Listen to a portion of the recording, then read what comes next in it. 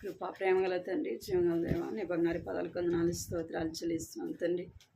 దేవా, ఉదయకాల సమయంలో ప్రభు నీ సన్నిధిలో చేరిన ఆయన మిమ్మల్ని స్తుతిస్తూ గణపరుస్తున్నాం ప్రభు. నీకు వేలాది వందనాలు చెల్లిస్తుంటున్నాం తండ్రి. దేవా నాయన మమ్మల్ని జ్ఞాపకం చేసుకోండి ప్రభు. నీ వాక్యం చుట్టూ చేరుస్తుండగా మీరు కనికరించండి ప్రభు. కృప చూపించమని ప్రార్థిస్తున్నాం.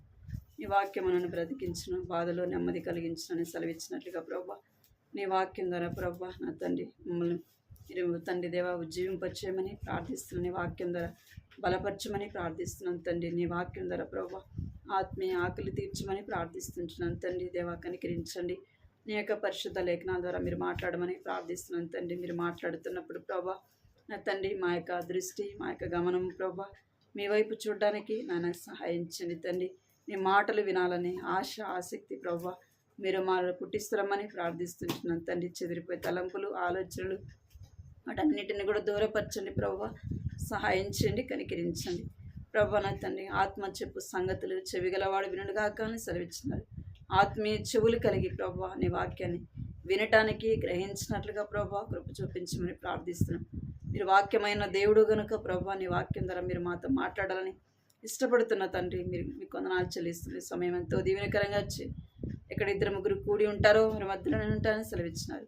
చెరువు వచ్చి మమ్మల్ని జ్ఞాపకం చేసుకుంటూ రమ్మని ప్రార్థిస్తున్నాం. మా యొక్క మధ్యలో ప్రభా మీరు ఉంటూ ప్రభా నీ సన్నిధి మాకు తోడుగా ఉంచమని, మీరు మాతో ఉండి ప్రభా మమ్మల్ని నడిపించమని మీకు ఎంతో వదనాలు చెల్లిస్తే సమయం ఎంతో దీవెనకరంగా చేయమని సమయాన్ని నన్ను నీ చేతులకు అప్పగించుకుంటూ యేసు నామములో ప్రార్థిస్తున్నాను తండ్రి. ఆమేన్.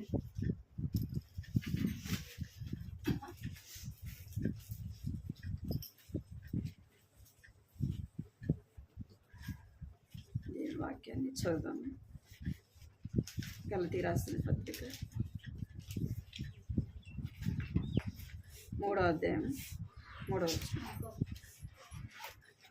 గలతీ 3వ అధ్యాయం 3వ వచనం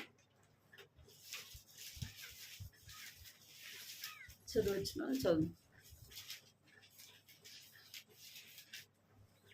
3వ అధ్యాయం 3వ వచనం. మీరింత అవివేకులైతే మొదట ఆత్మానుసారంగా ఆరంభించి ఇప్పుడు శరీరానుసారంగా పరిపూర్ణులు అగుదురా.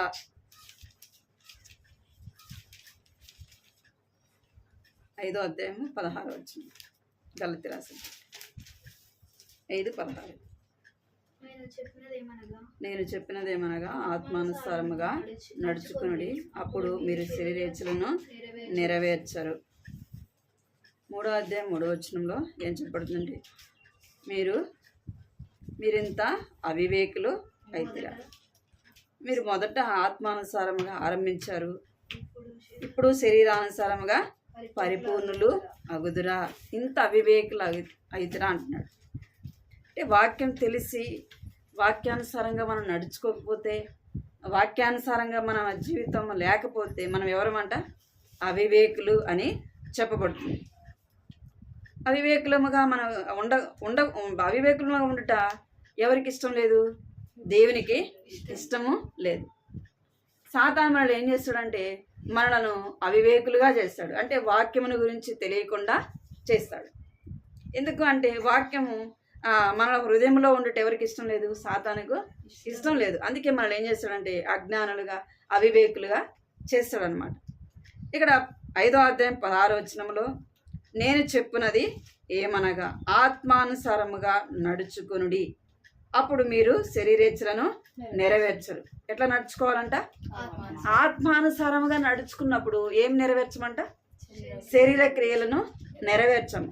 అంటే ఆత్మానుసారంగా మనం నడుచుకున్నప్పుడు మనలో ఏం పని చేయదంటే శరీరము పని చేయదు. అప్పుడు మనం ఏం చేస్తామంటే శరీర ఏచ్ఛలను మనము నెరవేర్చము, శరీర కార్యములు మనము చేయము అని చెప్పబడుతుంది. గత వారం చూస్తూ వచ్చినాం. ఇక అపోస్తలుడైన పౌలు ఎలాగ జీవించినాడంట అంటే ఆత్మానుసారంగా నడుచుకున్నాడు. అంటే ఆత్మానుసారంగా నడుచుకుంటూ దేవుని వెంబడించిన వాడుగా చూస్తున్నాం, దేవుని కొరకే జీవించిన వాడుగా చూస్తున్నాం. ఇంకేం చేస్తూ వచ్చినాడు అంటే దేవుని కొరకు చనిపోవటానికి, దేవుని కొరకు తన ప్రాణం పెట్టడానికైనా ఏం చేస్తూ వచ్చినాడు? సిద్ధపడినాడు. అంటే ఆత్మానుసారంగా తను జీవిస్తూ వచ్చినాడు కనుకనే తనలో ఏం నెరవేర్చలే? శరీర క్రియలు నెరవేర్చలే. అనేక వాళ్ళు నిన్ను పట్టుకెళ్తారు, నిన్ను బంధిస్తారు, చంపేస్తారని చెప్పినా కూడా పౌలుకి ఏం ధైర్యము? చనిపోయినే దేవుని కొరకే చనిపోతా అంటే ఆత్మానుసారంగా తాను జీవించినాడు కాబట్టి తనలో ఏం పని చేయలేదంటే శరీర క్రియలు పని చేయలేదు. ఇంకా ఆత్మానుసారులుగా మనము ఎలాగ జీవించాలంటే ఆత్మానుసారులకు దృష్టి దేని మీద ఉంటుంది చెప్పండి? ఆత్మీయంగా నడుచుకునే వాళ్ళకి దేని మీద దృష్టి ఉంటుంది? దేవుని మీద మాత్రమే ఉంటుంది. అంటే దేవుని పని ఎలాగ చేయాలా, దేవుని కార్యం ఎలాగ చేయాలా, నేను దేవుణ్ణి ఎలాగ సంతోష పెట్టాలా, ఏం చేస్తే దేవుడు సంతోషపడతాడని ఏముంటుంది? ఆశ అనేది ఉంటుంది కదా. ఎవరికి అంటే దేవుని నమ్మిన వారికి, ఆత్మానుసారంగా నడుచుకునే వారికి. కనుకనే మనం ఏం కలిగి ఉండాలంటే దేవుని పరిచయకు మనం ఏం చేసుకోవాలంట? సమర్పించుకోవాలి. ఏం చేయాలంట? మనమే దేవుని కొరకు సమర్పించుకోవాలి. ఎవరో చెప్తే కాదు. ఏమంట? ఎవరో చెప్తే కాదు, మనమే ఏం చేయాలంటే దేవుని పరిచయ కొరకు సమర్పించుకోవాలా. దేవుని పరిచయం అంటే అపోస్తులైన పౌలు కూడా ఎవరు సమర్పించుకున్నాడంట? దేవుని పని కొరకై తను తానే ఏం చేసినాడు? సమర్పించుకున్నాడు. ఎందుకు అంటే దేవుడు చూడండి, ఎఫెసీ రాసిన పత్రిక 5వ అధ్యాయం 2వ వచనం చూడండి. 5వ అధ్యాయం 2వ వచనం. క్రీస్తు మిమ్మును ప్రేమించి పరిమళ వాసనగా ఉండుటకు మన కొరకు తను తాను దేవునికి అర్పణగాను బలిగాను అప్పగించుకొనెను. అలాగుననే మీరును ప్రేమ కలిగి నడుచుకొనుడి. చాలు. ఏమంటున్నాడు పౌలు అంటే క్రీస్తు మిమ్మును ప్రేమించి ఏం చేసినాడంట? మిమ్మును ప్రేమించి. ఇక్కడ ఉన్న మనలను ఏం చేసినాడంట? మనల్ని ప్రేమించి తను ఏం చేసినంటే తను తానే ఏం చేసినంట? అర్పించుకుంటూ వచ్చినాడు కదా. పరిమళ వాసనగా ఉండుటకు మన కొరకు తను తానే దేవునికి బలిగాను అర్పణముగాను ఏం చేస్తూ వచ్చినాడు? అర్పించుకున్నాడు. అందుకే మనం ఏం చేయాలంటే ఆయన పని కొరకై, ఆయన పరిచయ కొరకై ఏం చేయాలా? సమర్పించుకోవాలి. ఆయన పరిచయ కొరకై మనము సమర్పించుకోవాలి. ఆయన పరిచయ చేసటానికి మనం ఇష్టపడే వారముగా ఉండాలా. 2 కొరింథీ 8వ అధ్యాయం 2వ వచనం. 2 కొరింథీ 8వ అధ్యాయం 2వ వచనం. ఎలాగనగా వారు బహుశ్రమల వలన పరీక్షింపబడగా అత్యధికంగా సంతోషించిరి. మరియు వారు నిరుపేదలైనను వారి దాతృత్వము బహుగా విస్తరించెను. చాలు. ఏమంట? ఎలాగనగా వారు బహుశ్రమల వలన పరీక్షింపబడగా అత్యధికముగా సంతోషించిరి. దేవుని పరిచయలో ఏమొస్తాయి? శ్రమలు వస్తాయి. మనం దేవుని పని చేయాలనుకుంటే ఏమొస్తుంది? వాళ్ళు చేయరు, చేసే వాళ్ళని కూడా ఏం చేస్తారు? ఆపేవారుగా ఉంటారు. అనేకమైన మాటలు అటు అటు అట్లా పని లక్ష్మి. ఏమంటే దేవుని పరిచయలో దేవుని పని చేయటానికి, దేవుని పరిచయం చేయటానికి మనము సమర్పించుకున్నప్పుడు ఏమొస్తాయంటే బహు శ్రమలు. ఏమొస్తాయంట? శ్రమలు వస్తాయి. శ్రమలు వచ్చినప్పుడు ఏం చేయాలంటే మనము సంతోషించాల. ఏం చేయాలా? అరే నేను దేవుని పని చేస్తే నన్ను అంటారు కదా. నేను పని చేయడానికి వచ్చి ఎవరు రారు, నేను వచ్చినా నన్ను ఏమంటున్నారు? ఎన్నో మాటలు అంటున్నారు అని ఏం చేస్తాం? మనం బాధపడతాం కదా. నన్ను అంటారు అని ఏం చేస్తామంటే మన హృదయంలో నొచ్చుకునే వాళ్ళముగా ఉంటాం. అయితే దేవుని పరిచయకి మనమే సమర్పించుకున్నప్పుడు, మనం చేయాలని మన హృదయంలో ఇష్టం ఉన్నప్పుడు మనల్ని ఎంతమంది ఎన్నన్నా ఏమనుకుంటాం అంటే అన్నారు కదా. దేవుడు నా కొరకు ఎన్నో శ్రమలు పొందాడు కదా, ఎన్నో అవమానాలు పొందాడు కదా, ఎన్నో బాధలు పొందాడు కదా నన్ను ప్రేమించి. మరి దేవుని కొరకు నేను ఒక మాట అంటే ఏమంది నన్ను అనుకుంటామా? రాము మనం ఎవరన్నా అన్నారనుకో, వాళ్ళ ఇంటికి పోం, మీటింగ్ ఉన్నా పోం, ప్రార్థన జరుగుతున్నా పోం. నేను చెప్పాలని కాదు, కానీ అది మన అజ్ఞానం. ఏందది?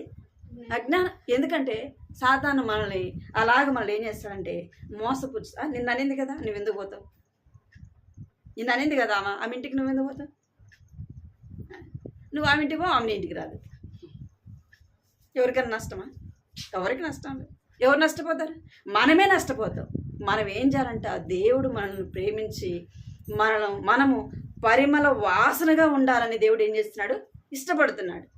ఇష్టపడి ఆయన ఏం చేస్తున్నాడంటే తండ్రి అయిన దేవునికి తను తాను ఏం చేస్తున్నాడంట? అర్పణముగాను బలిగాను, అంటే ప్రాణం పెట్టడానికి ఆయన ఏం చేస్తున్నాడంట? ఇష్టపూర్వకంగా అప్పగించుకున్నాం. ప్రాణం పెట్టడానికి ఎవరు ఇష్టపడతారు? ఊరికే ప్రాణం పెట్టంటే పెట్టచ్చు. కానీ ఏం చేస్తున్నారు? ఆయన్ని, యేసు ప్రభుని కొట్టినారు కదా, ఆయన్ని జుట్టు లాగినారు, ఉమ్మి వేసినారు, ఇంకా ఎన్నో మాటలు ఆయన్ని అంటూ వచ్చినారు. ఆయన ఎందుకు సహించినాడు? ఎందుకు సహించాలా? ఆయన మనలను ప్రేమించినాడు కనుకే మనం ఎలా ఉండాలంటే ఆత్మీయంగా నడుచుకోవాలని మాదిరికరమైన జీవితం ఆయన చూపించినాడు. అందుకే మనం ఏం చేయాలంటే ఆయనకు బలిగాను అర్పణముగాను ఏం చేయాలంట? మనమే ఆయనకు సమర్పించుకోవాలి. 1 కొరింథీ 16:15 చదవాలి. 1 కొరింథీ 16:15 అకయ యొక్క ప్రథమ ఫలమై ఉన్నారనియు వారు పరిశుద్ధులకు పరిచర్య చేయుటకు తమ్మును తాము అప్పగించుకొని ఉన్నారనియు మీకు తెలియదు. చాలు. ఎవరంట? స్తెఫను ఇంటివారు. అకయ ప్రథమ ఫలమైన వారు ఏం చేస్తారంట? పరిశుద్ధులకు పరిచర్య చేయుటకు తమను తామే అప్పగించుకొని ఉన్నారు. ఇప్పుడు నేను పరిచర్య చేయడానికి ఇప్పుడు యేసు ఉన్నాడా? మనం ఏమనుకుంటాం? మనం మందిరంలో పని చేస్తే కదా, దేవుని బిడలైన వారికి ఏమైనా పని చేస్తే మనం ఏమనుకుంటాం? వారికి నేను పోయి చేయాలనా అంటాం. ఎవరు కనపడలే మనకి అంటే యేసు కనపడట్లేదు కదా. అందుకే మన దృష్టిలో ఎవరిని పెట్టుకుంటాం? మనుషులను పెట్టుకుంటాం. వాళ్ళకి నేను పోయి చేయాలనా? నేనా చేసేది? నాకు చెప్తారా అంటాం. ఇంకా చదువుకున్న వాళ్ళు, ఇంకా ఉద్యోగం చేసేవాళ్ళు అయితే ఏమనుకుంటారు? ఫీల్ అయిపోతారు కదా, నా స్థానం ఏంది, నా ఉద్యోగం ఏంది, నేనా చేసేది, నాకు చెప్తారా అంటారు. కొంతమంది అసలుకి దేవుని ఇంట్లో ఏ పని చేయటానికి కూడా ఇష్టపడరు.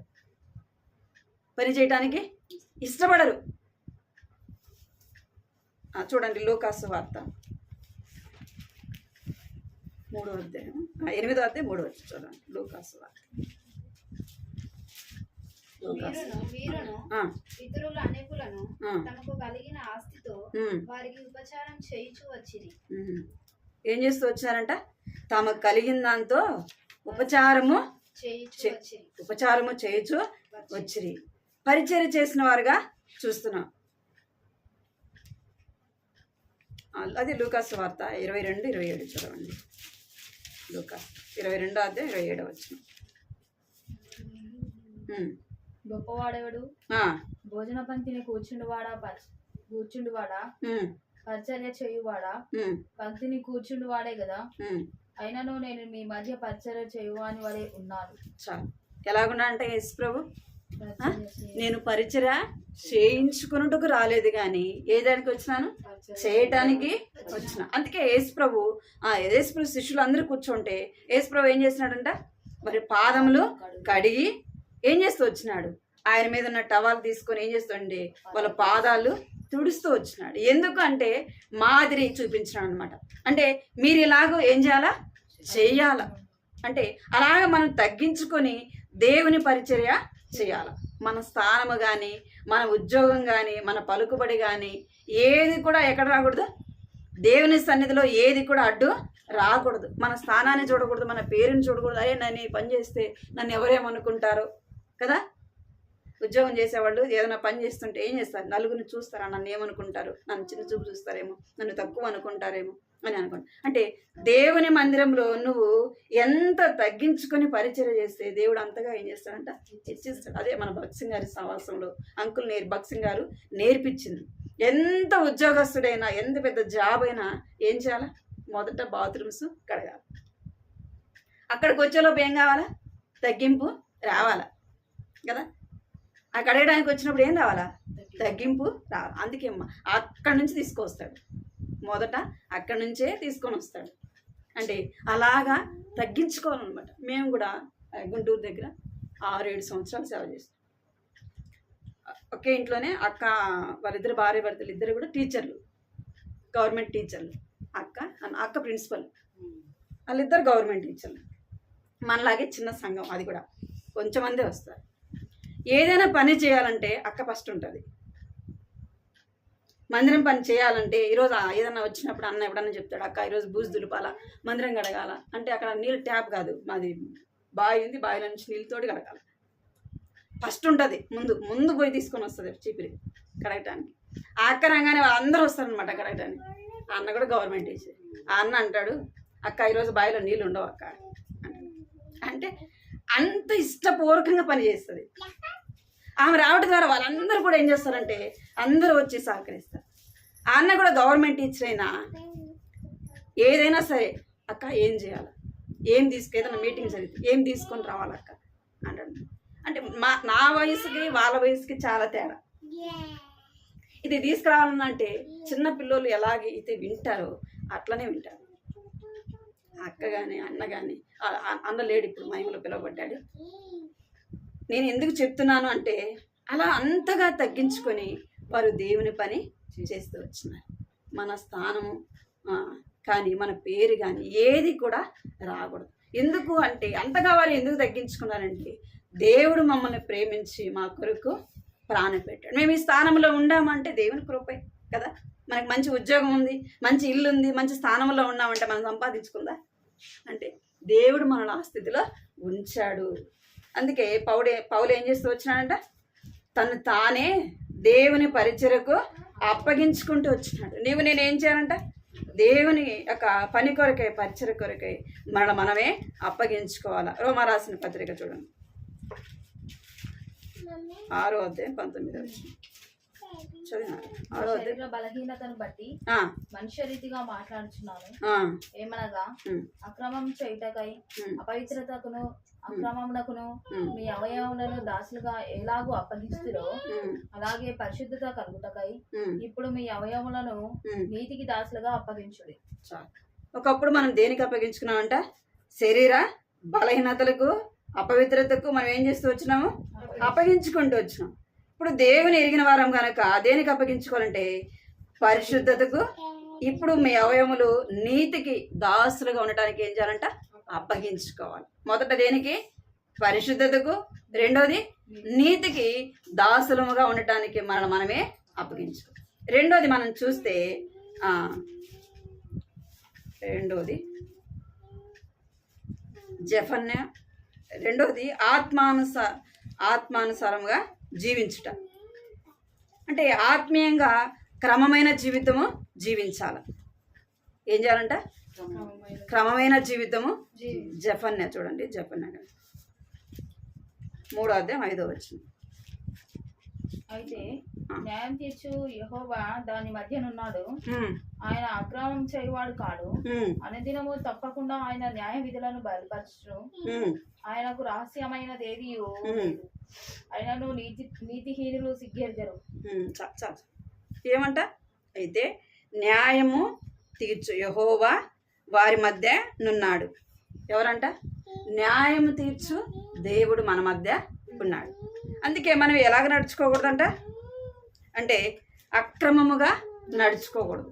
అక్రమం అంటే దేవుని యొక్క న్యాయ విధులను విడిచి నడుచుకోకూడదు. ఎటు పడితే అటు పోకూడదు కదా. ఒక క్రమములో మనం రక్షింపబడిన తర్వాత ఏం చేయకూడదు, ఆడవాళ్ళు ప్రార్థన చేస్తే ఏమవుతున్నాయి, రోగాలు పోతున్నాయి. ఆడిపోతే నాకు బాగా అయిపోతుంది, ఆడిపోతే దేవుడు గొప్ప కార్యం చేస్తాడు, ఆడిపోతే ఇది చేస్తా అంటే అది ఏమంటారు, దాన్ని ఏమంటారు, క్రమము లేని జీవితం. నీ ఇంటిని విడిచిపెట్టి ఏం చేయకూడదు, ఆ ఇంటికి ఈ ఇంటికి పోతే ఏం రాదు కదా. వస్తుందా? దేవుడు మన నమ్మకత్వాన్ని బట్టి, మనలో ఉన్న విశ్వాసాన్ని బట్టి ఏం చేస్తాడు, గొప్ప కార్యాన్ని చేస్తాడు. మనం ఎలాగ నడుచుకోకూడదంట, అక్రమముగా నడుచుకోకూడదు. ఎలాగ నడుచుకోవాలంటే క్రమముగా నడుచుకోవాలి. ఏం చేయాలా, క్రమముగా నడుచుకోవాలి. గలతీ 2:14 వచ్చింది. గలతీ 2:14.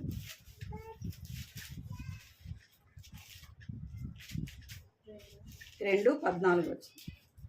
వారు ఆ, సువార్త సత్యం చొప్పున ఆ, క్రమముగా ఆ, నడుచుకున్న పోవుట ఆ, నేను చూచినప్పుడు ఆ, అందరి ఎదుట ఉమ్, కేఫాతో ఉమ్, నేను చెప్పినదేమనగా, ఉమ్, నీవు ఉమ్, యూదుడవై ఉండి ఉమ్, యూదుల వలె కాక ఉమ్, అన్య జనుల వలనే ఉమ్, ప్రవర్తించుచుండగా ఉమ్, అన్య జనులు యూదుల వలె ఉమ్, ప్రవర్తింపవలెనని ఉమ్. ఎందుకు బలవంతం చేయుచున్నావు? చాలు.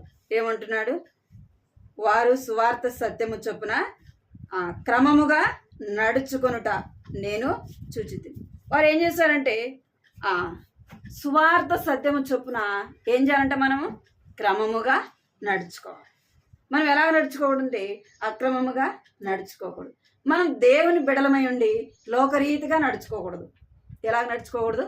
లోకంలో ఉన్న పద్ధతులు, లోకంలో ఉన్న ఆచారాలు అవన్నీ కలిగి నడుచుకోకూడదు.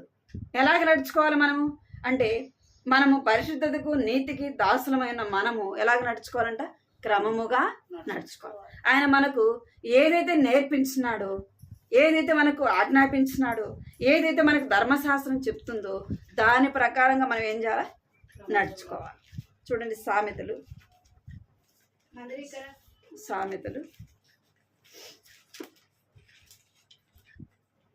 29:18 చదవండి.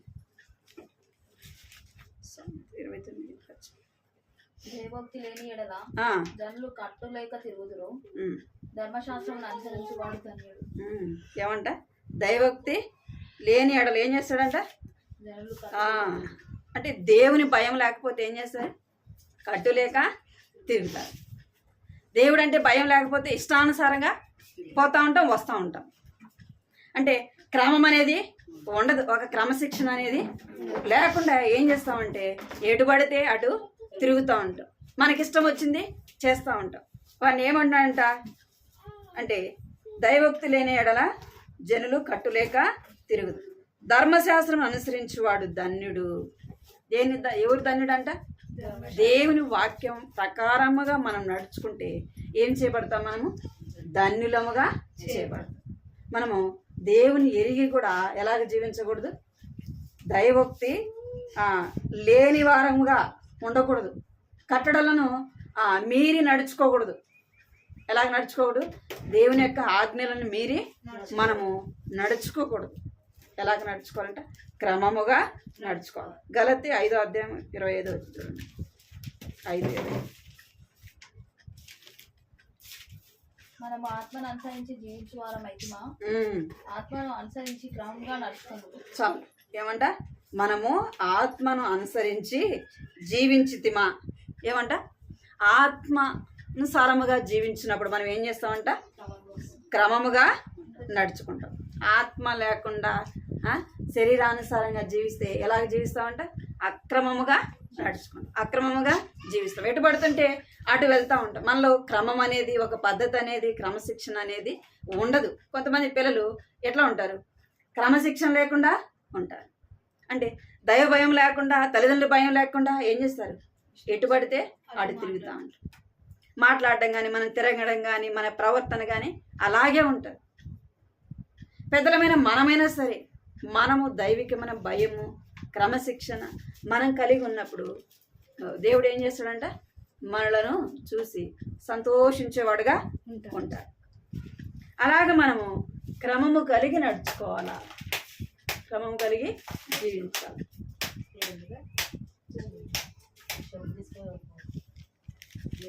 క్రమము కలిగి నడుచుకునే వారముగా ఉండాలా.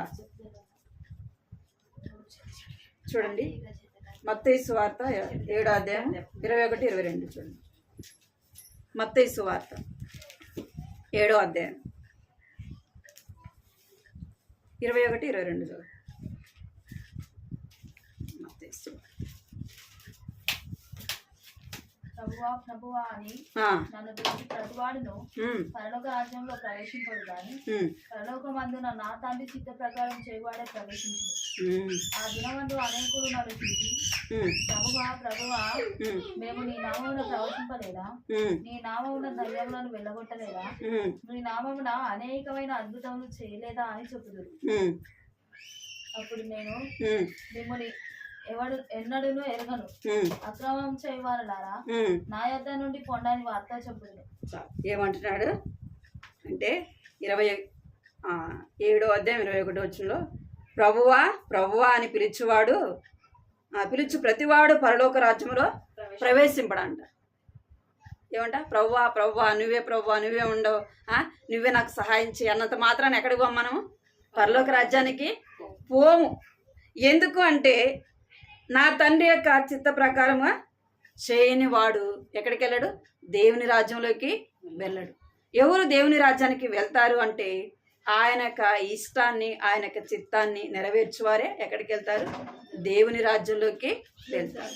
దేవుడు ఏమంటున్నాడంటే ప్రభువా నీ నామమున మేము దయాలు ఎలగొట్టినాం, నీ నామమున అద్భుతాలు చేసినాం, అనేకమైన గొప్ప కార్యాలు చేసినాం ప్రభువా అంటే యేసు ప్రభు ఏమంటున్నాడంటే మీరెవరో నాకు తెలియదు. ఏమంటున్నాడు? యేసు ప్రభు నామమునే వారు ఏం చేసి వచ్చారంట? గొప్ప కార్యాలు చేస్తూ వచ్చారంట, అద్భుతాలు చేస్తారంట, దయాలు వెళ్ళగొట్టినారంట. వాళ్ళని ఏమంటున్నాడు? మీరెవరో నాకు తెలియదు, అక్రమం చేయవాలారా నా యొద్ద నుండి పొండి అంటున్నాడు. అక్రమంగా జీవిస్తే ఏమంటాడు మనల్ని? మనం ఎన్ని సంవత్సరాలు భూమి మీద బ్రతికినా ప్రభు నీ కొరకు నేను అది చేసిన ప్రభు ఇది చేసిన ప్రభు అంటే ఏమంటాడు యేసుడు? నువ్వెవరో కూడా నాకు తెలియదు అంటాడు. ఎందుకు? ఆయన మనం తెలియదు, ఆయనకి తెలుసు. కానీ నువ్వేం చేయాల? క్రమముగా నడుచుకోవాలి. నా యొక్క ధర్మశాస్త్రాన్ని, నా యొక్క కట్టడలను, నా విధులను నువ్వేం చేయాల? అనుసరించి నడుచుకోలే. అందుకే అలాంటి వారిని ఏమంటున్నాడు? అక్రమం చేయవాళ్ళారా నా యొద్ద నుండి పొండి అంటున్నాడు.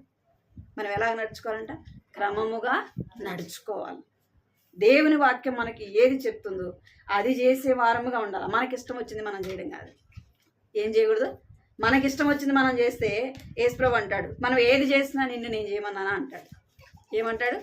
నేను నిన్ను చేయమన్నానా అంటాడు. భగత్ సింగ్ అంకులు కొత్తగా ఆయన రక్షింపబడిన దినాల్లో ఆయన ఏం చేసేవాడంట? సువార్త ఉదయం నుంచి సాయంత్రం దాకా ప్రకటించేవాడంట. వీధి వీధి వీధి వీధి తిరిగి పత్రికలన్నీ పంచుకుంటూ తిరిగాడు. సాయంత్రానికి ఆయనకి ఏముండేది కాదంట. ఒకరోజు ఆయన అడిగినంట, ప్రభా నీకోసం చూడు రోజంతా ప్రయాసపడినా, రోజంతా చేసిన ప్రభా నాకేమీ దొరకలేదంటే అప్పుడు ఆయన అంటే నేను చెప్పినా నీకు చేయమని. మనం కూడా అంటే చేస్తుంటాం ఒక్కోసారి కదా. ఏం చేస్తుంటా? పెద్దవాళ్ళు చెప్పకుండానే ఏం చేస్తుంటాం?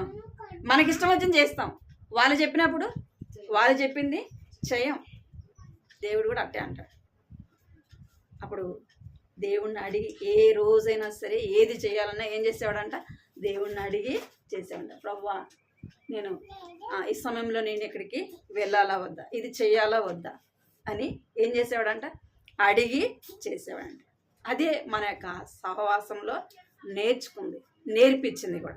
ఎలాగ నడుచుకోవాలో మనం మన సహవాసంలో మనకు నేర్పించింది ఏదంటే క్రమముగా నడుచుకోవడం. అందుకే క్రమము అనడానికి మన మందిరంలో చూస్తేనే తెలుస్తుంది.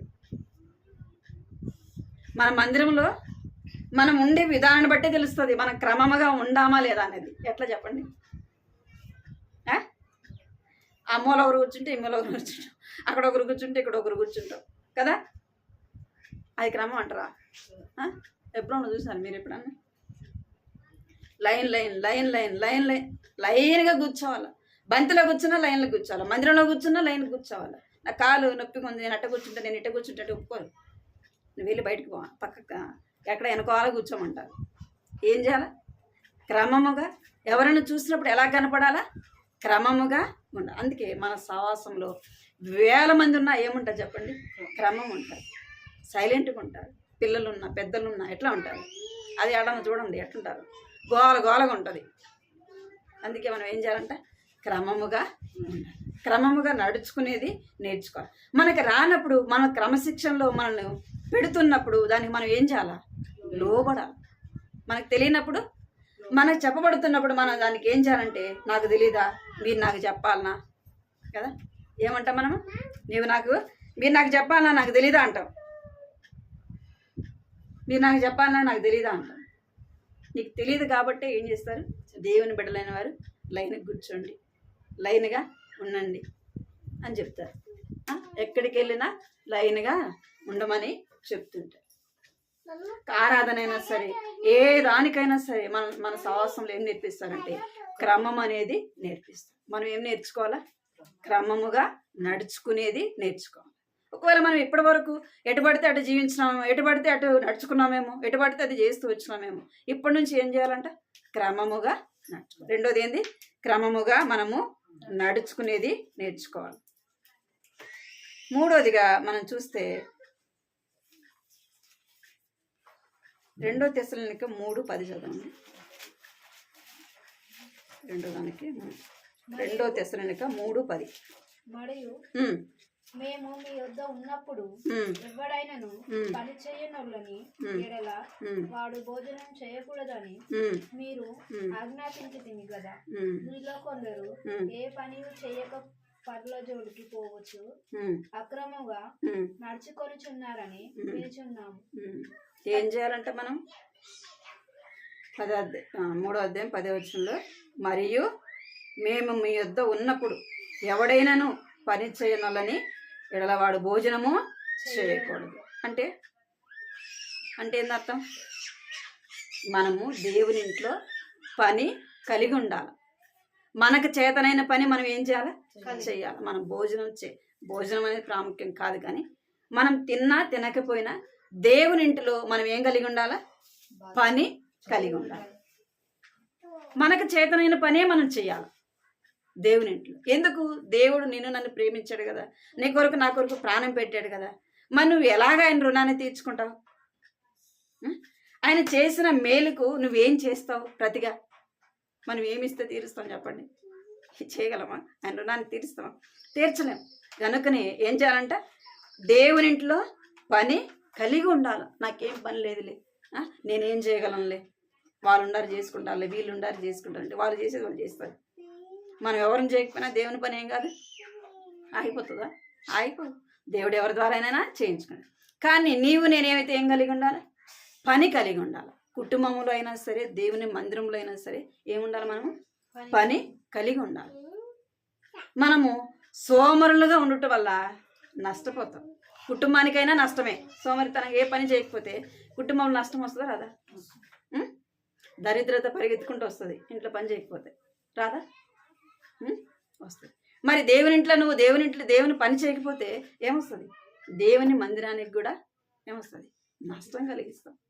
మనం ఏదో వచ్చి వెళ్తే ఏమో కలిగిస్తామంట? నష్టాన్ని కలిగిస్తాం. అందుకే మనం ఏం చేయాలంట? దేవుని పని చేస్తూ క్రమముగా నడుచుకో. ఫస్ట్ ఏం చేయాలంట? మనము పరిచర్య చేయటానికి మనమే సమర్పించుకోవాలి.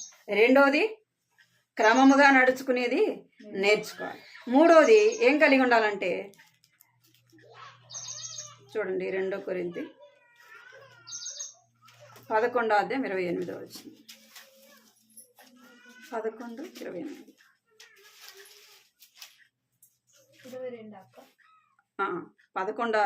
1 కొరింథీ 2 కొరింథీ 11:28. ఇవియుగాక సంఘములు అన్నిటినీ గూర్చిన చింతయు కలదు.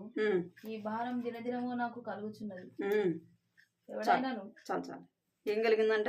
ఇవియుగాక సంఘములన్నిటిని గూర్చి ఏం కలుగుతుందంట? చింత. ఇంకా ఈ భారము దినదినము నాకు కలుగుచున్నది. ఏం కలిగి ఉండాలా? పరిచర్య కలిగి ఉండాలా. రెండోది క్రమముగా నడుచుకునేది, ఆత్మీయ జీవితంలో నేర్చుకోవాలా. పౌలు ఇవి కలిగి జీవిస్తూ వచ్చిన. మూడోదిగా ఏం కలిగి ఉన్నాడంటే అపోస్తుడైన పౌలు సంఘమును గురించి ఏం కలిగి ఉన్నాడంట? చింత. దేవుని మందిరం పట్ల ఏం కలిగి ఉన్నాడు? ఎవరికి ఉంటుంది దేవుని మందిరం పట్ల చింత? అందరికి ఉంటుందా? ఎప్పుడు మన గురించి మనం చింతించడానికి టైం సరిపోదు. మనకి ఇవ్వబడిన సమయము సరిపోదు. ఇంకా కొంచెం సమయం ఇస్తే కూడా బాగుండు దేవుడు. ఎందుకు? మన గురించి మనము ఆలోచించడానికి, మన గురించి మనము చింతించడానికి. ఏం తినాలా, ఏం తాగాల, ఏం తెచ్చుకోవాలా, ఏం ధరించుకోవాలా, రేపు యాడికి పోవాలా, ఏం సమకూర్చుకోవాలి, ఏం సంపాదించుకోవాలా కదా. మన చింత అంతా ఏంది? ఇవే. ఏం తినాలా, ఏం తాగాల, ఏం ధరించుకోవాలా, ఏం పెట్టుకోవాలా, ఎక్కడికి పోవాలా, బిడ్డల కొరకు ఏం సంపాదించాలా, మనము ఏం సంపాదించుకోవాలా అన్నదే మన యొక్క నిద్రలో లేపినా కూడా చెప్తాం మనం. అవునా కదా? మన చింత పౌలంట ఏమో కలిగినాడంట, సంఘమును గూర్చి చింత అంట. మందిరాల విషయం ఏం కలిగినాడంట? చింత. దేవుని మందిరం పట్ల చింత కలిగి ఉన్నాడు. అదంట దినదినము ఏమైపోతుందంట? భారం అయిపోతుందంట. అయ్యో దేవుని మందిరానికి ఎవరు రావడం లేదే, ఏది దేవుని మందిరానికి ఎవరు రావడం లేదే, ప్రార్థనలకు ఎవరు రావడం లేదే, వారకుడికి ఎవరు రావడం లేదే.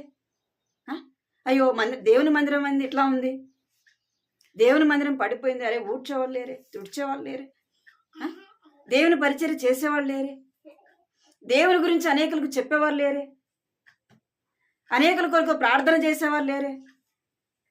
ఏమగలిగినాడంట? చింత కలిగి ఉన్నాడు. అయ్యో ఏంది సంఘం ఇట్లయిపోతుంది. మనమైతే ఏమనుకుంటాం? మన గురించి మనమే చింతించడానికే సమయం సరిపోదు. మరి ఇంకా దేవుని మందిరం ఎప్పుడు గుర్తొస్తుంది మనకి? అసలు రాదు. పౌలు చెప్తున్నాడు, అరే దేవుని మందిరం ఎందుకు అయిపోతుంది, పరిచయం ఎందుకు అయిపోతుంది, రాను రాను వచ్చేవాళ్ళు కూడా రాకుండా అయిపోతుంది. మనం ఎప్పుడైనా ఆలోచించినామా? ఎప్పుడైనా మనకు దుఃఖం వచ్చిందా? అయ్యో ఎవరు రాలేదేంది, వచ్చేవాళ్ళు కూడా ఆగిపోతున్నారు ఏంది, వాళ్ళ కొరకు నేను ప్రార్థన చేయాలా, వాళ్ళని తీసుకొని రావాలా? నా మందిరంలో, దేవుని మందిరంలో అరే ఇవి కొరతగా ఉన్నాయి, ఇవి అవసరతతో ఉన్నాయి, ఇవి అక్కర కలిగి ఉన్నాయి కదా, ఎవరిస్తారు, ఎవరు తెస్తారు? మనం ఇవ్వలేము కదా. మన స్తోమతను బట్టి మనం ఏం చేయలేం. ఇవ్వలేని స్థితిలో మనం ఉన్నప్పుడు మనం ఏం చేయాలా? ఇచ్చేవారి కొరకు ప్రార్థన చేయాలి. ప్రభు మందిరంలో ఈ కొరత ఉంది ప్రభు, నీ బిడ్డలను ఎవరైనా ప్రేరేపించు ప్రభు ఇవ్వటానికి. ఇదో ప్రభు వాళ్ళు ఆగిపోతున్నారు, వాళ్ళు రాకుండా వాళ్ళని తీసుకొని రా ప్రభు. ప్రభు ఇది వీళ్ళు ఆత్మీయంగా చల్లారిపోతున్నారు, వీళ్ళని ఆత్మీయంగా బలపరచు ప్రభు అని ఎప్పుడైనా దేవుని మందిరం పట్ల చింత ఉందా? అంటే ఏమంట, మన విషయమే మనం చింతిస్తున్నాం. దేవుడు మన గురించి ఏం చెప్తున్నాడంటే చూడండి, 1 పేతురు 5వ అధ్యాయం 7వ వచనం. 1 పేతురు 5:7. మిమ్మును గూర్చి చింతించుచున్నాడు గనుక మీ చింత యావత్తు ఆయన మీద వెయ్యుడి, నిబ్బరమైన బుద్ధి గలవారై మెలకువగా ఉండుడి. మీ విరోధి అయిన అపవాది గర్జించు సింహము వలె ఎవరిని మృంగుదునా అని వెదుకుచూ తిరుగుచున్నాడు. చాలు. ఆయన ఏం చేస్తున్నాడంట? ఆయన మిమ్మల్ని గూర్చి చింతించుచున్నాడు గనక మీ చింత యావత్తు ఆయన మీద వేయడు. మన చింత అంతా ఎవరి మీద వేయాలా? దేవుని మీద వేయాలా. మనం చింతించటం వల్ల, మనం ఆలోచించటం వల్ల మనం ఏం చేయలేం. చేస్తాం ఏమన్నా? చేయలేం. మన గురించి మనము చింతించటం వల్ల మనం ఏమి చేయలేం. కానీ మన చింత అంతా ఎవరికి అప్పు చెప్పాలా? దేవుని మీద వేయాలి. మనం ఎవరి గురించి చింతించాలా అంటే మన చింత ఆయన మీద వేయాలా? మనకు దేని మీద చింత ఉండాలంటే దేవుని మందిరం పట్ల చింత ఉండాలి, దేవుని మందిరం పట్ల భారం ఉండాలి. దినదినము మనలో ఏం కలగాల? భారం కలగాలి. మనకి ఏదైనా కష్టం వచ్చింది అనుకోండి, ఏదైనా బాధ కలిగింది, ఎట్లా ఉంటాం చెప్పండి? ఎట్లా చేస్తాం ప్రార్థన? ఎట్లా చెప్తాం? సునీతక్కకు అనుభవం చెప్పాలి. ఉందే లేదా నీకు అనుభవం? ఉంది కదా. నీకు కష్టం వచ్చినప్పుడు ఏం చేసినావు? ఎట్టా? ఊరికే చేసినావా? మరి ఎట్లా చేస్తాం? మనకు ఏదైనా కష్టం వస్తే, బాధ వస్తే ఏం చేస్తాం? తింటామా? తాగుతామా? నిద్ర వస్తుందా? పడుకుంటే నిద్ర వస్తుందా? అన్నం మీద పోతుందా? మనకు ఆడ చుట్టూ మనకు ఎన్నో ఉన్నా వాటి మీద మనకు దృష్టి ఉండదు. ఏముంటుందంటే ప్రార్థన చేయాలి. ఎట్లా ప్రార్థన చేస్తామంటే ఎంతో దుఃఖముతో, బాధతో, వేదనతో చేస్తాం. ఎందుకు అంటే మనకు వచ్చిన కష్టాన్ని బట్టి, మనమున్న శ్రమను బట్టి ఏం చేస్తామంటే అంత భారముతో ప్రార్థన చేస్తాం. అట్లనే దేవుని మందిని పట్ల కూడా ఏముండాలా? బాధ, చింత ఉండాలి. అట్లనే ప్రార్థన చేయాలి. ఇది నా కష్టం, ఇది నా బాధ, ఇది నా దేవుని మందిరం. నా దేవుని మందిరంలో ఎన్నో అవసరతలు ఉన్నాయి, ఎన్నో అక్కర్లు ఉన్నాయి. దీని కొరకు నేను ఏం చేయాలా? నాకు సమయం ఉన్నప్పుడు కన్నీటితో ప్రార్థన చేయాలనే భారం మనకి ఉండాలి. ఇంకేం కలిగి ఉండాలంటే దేవుని మందిరం పట్ల ఆసక్తి కలిగి ఉండాలి. ఏం కలిగి ఉండాలా? ఆసక్తి. చూడండి, యోహాను సువార్త 2వ అధ్యాయం 17 మార్చదు. యోహాను సువార్త 2వ అధ్యాయం 17 వచ్చిన. ఆయన శిష్యులు నీ ఇంటిని గూర్చిన ఆసక్తి నన్ను భక్షించుచున్నానని రాయబడినట్లు జ్ఞాపకం చేసుకొనిరి. కాబట్టి యూదులు నీవు ఈ కార్యములు చేయుచున్నావే. చాలు ఏమంటున్నాడు? ఆయన శిష్యులు నీ ఇంటిని గూర్చి ఆసక్తి నన్ను భక్షించుచున్నదని రాయబడినట్టు జ్ఞాపకము చేసుకొనిరి. దేని గురించి అంట? దేవుని ఇంటిని గూర్చి ఆసక్తి. దావీదు రాజు కూడా అలాగే ఉంటూ వచ్చినాడు. రాజు అయినప్పటికీ తన ఆసక్తి అంతా ఎట్లా ఉందంటే దేవుని మందిరం పట్ల, దేవుని మందిరం విషయమే దావీదు రాజు కూడా ఎంతో చింతించినవాడు. అరే, నేను ఎంత రాజభవనంలో ఉండాను కదా, నేను రాజభవనంలో ఉన్నాను, దేవుని మందసం అయితే ఎక్కడుంది? గుడారముల మధ్య ఉంది అని దావీదు రాజు కూడా ఎంతో చింతించినాడంట. ఇంకేం చేస్తున్నాడంటే దేవుని మందసం, దేవుని మందిరం కట్టడానికి దావీదు రాజు ఏం చేస్తూ వచ్చినాడు? ఒక స్థలాన్ని సిద్ధపరిచినాడు. ఇంకేం చేసినాడంటే దేవుని మందిరం కట్టడానికి అనేకమైనవి సిద్ధపరిచినాడు. మనం కూడా ఎలాగుండాలి? మొదటిది దేవుని పరిచరించడానికి మనమే సమర్పించుకోవాలి. ఎవరు చెప్తే కాదు, హృదయపూర్వకంగా ఏం చేయాలి? సమర్పించుకొని దేవుని పని చేయాలి. రెండోది, మనము ఎటు పడితే అటు నడుచుకోకూడదు. ఎలాగ నడుచుకోవాలా? క్రమం కలిగి నడుచుకోవాలి. మూడోది ఏం కలిగి ఉండాలా? సంఘం విషయమే చింత భారము కలిగి ఉండాలి. దేవుని పట్ల, దేవుని ఇంటి పట్ల ఏం కలిగి ఉండాలంటే ఆసక్తి కలిగి ఉండాలి. ఈ 3 విషయాలు మనం కూడా ఈ 3 అంతల ఆత్మీయ జీవితంలో ఎదగడానికి దేవుడు సహాయం చేయనట్లు ప్రార్థన చేస్తుంది.